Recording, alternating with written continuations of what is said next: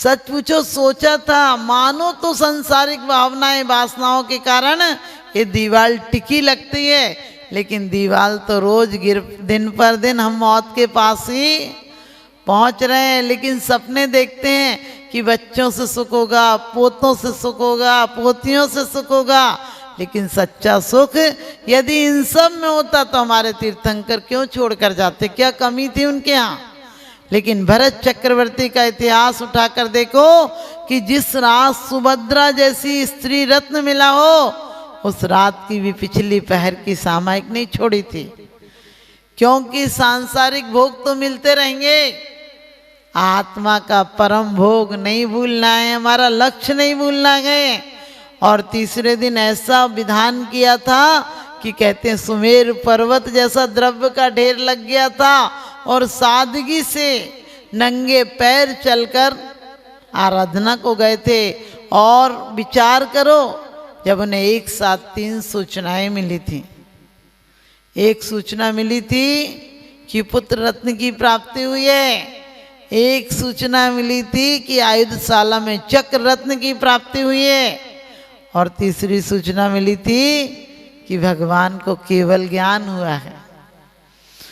आप होते तो सच बताना कहाँ जाते? पहले 1 करोड़ का फायदा हो जाए और बेटा पैदा हो जाए और मंदिर में अभिषेक का टाइम हो तो कहाँ जाओगे? पहले घर जाएंगे, बेटे को देखेंगे।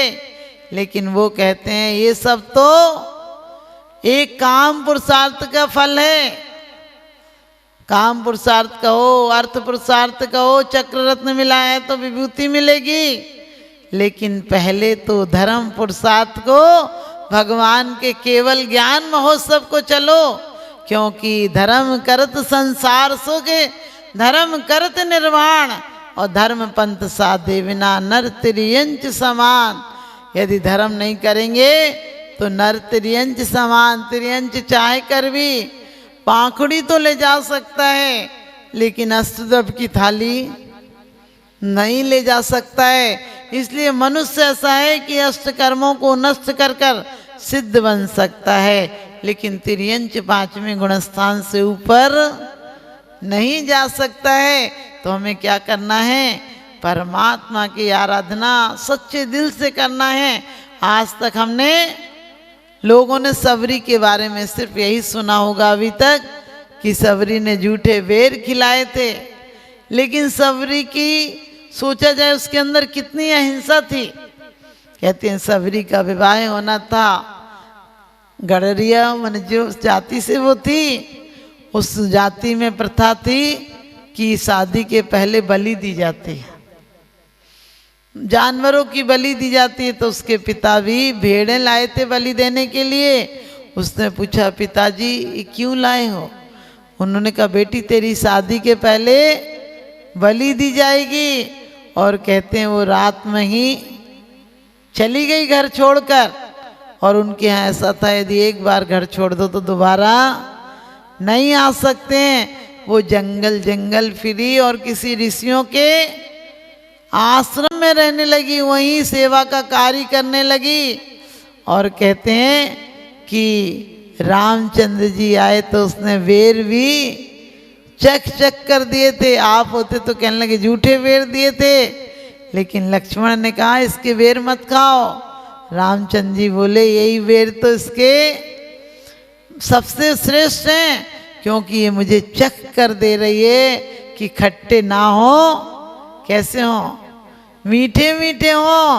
तो आप भी ध्यान रखना, हमारा एक पुंज यदि भगवान के सामने ये सोचकर चढ़ जाता है कि भगवान यही द्रव्य मेरे साथ जाएगा, क्योंकि उगती कली तोड़ ले माली, इसमें दोष चमन का क्या है, और श्रद्धा नहीं जिसे भजनों पर, इसमें दोष भजन का क्या है। ऐसी ही पूजा की थी धनंजय कवि ने, ऐसी ही पूजा, ऐसी ही प्रतिमाएं थी। मैना सुंदरी ने आराधना की थी, और क्या कोड़ियों पर गंधोदक छिड़क दिया था। आज हम इसी चक्कर में पड़े रहते हैं, गंधोदक यहाँ लगाना चाहिए, लगा के हाथ और धो लेते हैं। क्यों? अशुद्ध है क्या? अरे वो इतना पवित्र हो गया कि उसके लगाते ही हमारा शरीर पवित्र हो गया, हमारे भाव पवित्र हो गए। गंधोदक मात्र गंधोदक नहीं है, स्नान का जल नहीं है, वो उन पवित्र परमाणुओं से होकर आया है, जो पवित्र परमाणु हमारी आत्मा को पवित्रता देंगे। आप कभी हॉस्पिटल में जाते हो तो क्या वहाँ जाकर आपका दिमाग विक्षिप्त सा हो जाता है? कितने लोग बीमार हैं। किसी शादी में जाते हो तो क्या थोड़ा सा कहना चाहिए, फिर भी हंसी खुशी का माहौल होता है, और शमशान में जाओ तो कैसा गमगीन माहौल होता है। लेकिन परमात्मा के यहाँ आओ तो वो विशुद्ध परमाणुओं की ऊर्जा यहाँ पर रहती है। पहले गर्भगृह होते थे ताकि भगवान की जो ऊर्जा निकले वहीं पर संग्रहित रहे। आजकल खुले मंदिर होने लगे, लेकिन फिर भी मंदिरों में आकर तत्काल देखना तुम्हारे परिणामों का प्रभाव।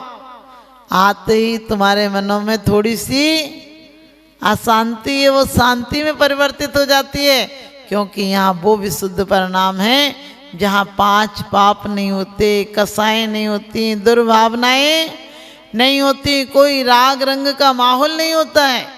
तो हमें भी चाहिए कि वास्तव में हम मंदिर में आकर एक ही भावना भाएं, ये काम कर देना, ये काम कर देना। कोई नौकर थोड़ी है जो ये काम कर देना। लोग कहते हैं लड़का हुआ तो छत्र चढ़ाएंगे, हमने कही लड़की होगी तो तार के ले जाओगी क्या? अरे परमात्मा कोई व्यापारी आदमी है क्या? परमात्मा तो परमात्मा है। सच्चे दिल से भक्ति करना है हमको, इसलिए नहीं करना है कि हमें आगे चल के स्वर्ग मिल जाए। स्वर्ग तो हम बहुत बार होकर आए हैं। स्वर्ग तो फिसलन है, ऐसी पट्टी है, चिकनी पट्टी है, वहाँ जाओगे तो और फिसल जाओगे। हमें तो परमात्मा किसी भव में भी वो पदवी मिले जो आपकी आराधना और उपासना का फल मिले। बड़ी अच्छी बात कही है दर्शन पाठ में कि मैं आपकी भक्ति के साथ दरिद्री होना पसंद करता हूँ, लेकिन आपकी भक्ति के बिना, इस जैन धर्म के बिना चक्रवर्ती होना भी मुझे स्वीकार नहीं है। भगवान चाहे चरणों का सेवक बनाकर रखना, मैं सम्राट भी नहीं होना चाहता हूँ। क्या करूँगा? तुम्हारी भक्ति के बिना सम्राट पना भी मुझे दुर्गति में ले जाने का कारण बनेगा। जितने भी बड़े विभूतियों के पद होते हैं वो सम्यक दृष्टि होते हैं। तो जिन आराधना करते हैं, स्वर्गों में सबसे पहले अंतर मुहूर्त के अंदर देवता कहाँ जाते हैं? जिन पूजा करने जाते हैं। वहाँ पर कैसे मंदिर हैं? अकृत्रिम मंदिर हैं। और प्रतिमाएं कैसी? रत्नों की। कितनी विशाल विशाल प्रतिमाएं हैं जिन्हें देखकर लगता है साक्षात अरिहंत भगवान विराजमान है। लेकिन उसमें भी अंतर है। जो मिथ्या दृष्टि होते हैं उन्हें कुल देवता जानकर पूजते हैं, और जो सम्यक दृष्टि होते हैं, देव होते हैं, उन्हें वीतराग भगवान जानकर पूजते हैं। वो वीतरागता पाने के लिए पूजते हैं। और हमें और आपको, यदि हम ये सोचते हैं हम जैन कुल में पैदा हुए हैं इसलिए मंदिर आते हैं, जैन हैं इसलिए मंदिर आते हैं, लोग कहते पुण्य कमा लो, समय है पुण्य कमा लो। मैंने कि आत्मा को पवित्र बना लो, और आत्मा को पवित्र तो सिर्फ पूजा के माध्यम से बनाया जा सकता है। और जगह तुम पुण्य कमा सकते हो, किसी की सेवा कर लो, दान दे दो, कुछ कर लो तो क्या पुण्य मिल सकता है। लेकिन यहाँ तो पुण्य के साथ साथ पवित्रता मिलती है। वास्तव में वो पवित्रता प्राप्त करना है जो प्रमुदित मना दरदरिये क्षणा दासी सर्गी गुण गण समृद्धा सुखने दी लबनते। हमें तो वो सद्भक्ति, शुभ भक्ति चाहिए, शुद्ध भक्ति चाहिए कि हमारा अंदर घर में रहे, कहीं रहे, लेकिन एक लक्ष्य रखे कि भगवान तुम जैसी पदवी को पाना है, और उस पदवी के पाने के लिए एक कदम हमारा जरूर अध्यात्म की तरफ बढ़े। हम कुछ भी करते रहें, उस पनिहारिन की तरह रहें जो कि सब कुछ करते हुए भी क्या कलश पर नजर रखती है, हाथ पैर भी घुमाती है, चर्चा भी करती है, गीत भी गाती है, लेकिन लक्ष्य होता है कि मेरी गगरी नहीं गिर जाए। तो हमें भी जिन भक्ति रूपी अमृत की गगरी मिली है इसे कभी खोना नहीं है। और भगवान के हाथ देखकर सोचो, कर्ता भाव इन्होंने नष्ट कर दिया है, अब कोई कर्म करने को नहीं रहा है। लोग कहते हैं भगवान नीचे देख रहे हैं, हमने कहा नीचे नहीं देख रहे हैं, अब संसार से नजर थक चुकी है, कुछ देखने लायक है ही नहीं। हम क्या देखते हैं, 3 घंटे लोग पिक्चर में आंखें फोड़ कर आ जाते हैं और पाप कमा कर आते हैं, लेकिन परमात्मा की 48 मिनट यदि ढंग से हम देख लें का मतलब उस टाइम चिंतन चलना चाहिए कि ऐसे गुण मुझे भी चाहिए। अब बहुत हो चुका, अब पैर पर पैर रख कर बैठे हो, अब कहीं चलना बाकी नहीं रहा, अब चतुर्गति की यात्रा बंद हो गई। कौन सी गति पाना है हमें और आपको? पंचम गति पाना है।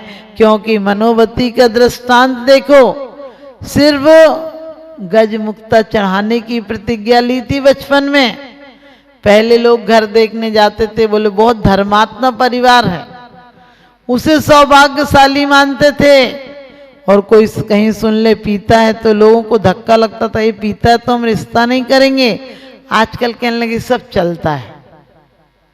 मनोवती के पिता ने कहा था कि जो इस रत्नहार का मूल दे दे, करोड़ों की दीनारों का मूल्य का हार था, लेकिन मनोवती के पिता ने क्या कहा था कि जो इसका मूल्य दे दे उसको देकर आ जाना, लेकिन उसके साथ साथ पूछ लेना कि उसका बेटा जिन धर्म को मानता है या नहीं मानता है, जिनेंद्र देव की अर्चना करता है या नहीं करता है। लेकिन बुद्धसेन के पिता ने हार को स्वीकार कर लिया। तब उसने पूछा था कि तुम्हारा बेटा जिन धर्म को मानता है या नहीं मानता? उन्होंने कि मानता है। तो कहने लगे ये हार फिर वागदान में ले लो, यानी तिलक स्वरूप घर पर रख लो। और कहते हैं जब मनोवती आई थी तो 3 दिन भोजन नहीं किया। सास ने पूछा तो बताती, पहले की लड़कियां बहुत डरती थी, आजकल तो डरा के रख दें पहले दिन से ही। तो सास ने उसके भाई से पूछा कि ये रोटी नहीं खाती? कहने लगी गजमुक्ता चढ़ाती है। सास ने कहा आपने भी दहेज में दी और हमारे घर भी कोठे के कोठे भरे हुए हैं, लेकिन पता है गजमुक्ता तो चढ़ा दिए। मालन रानी को हार बना कर दे आई, छोटी रानी को। बड़ी रानी को पता चला कि राजा ने हार भेजा है।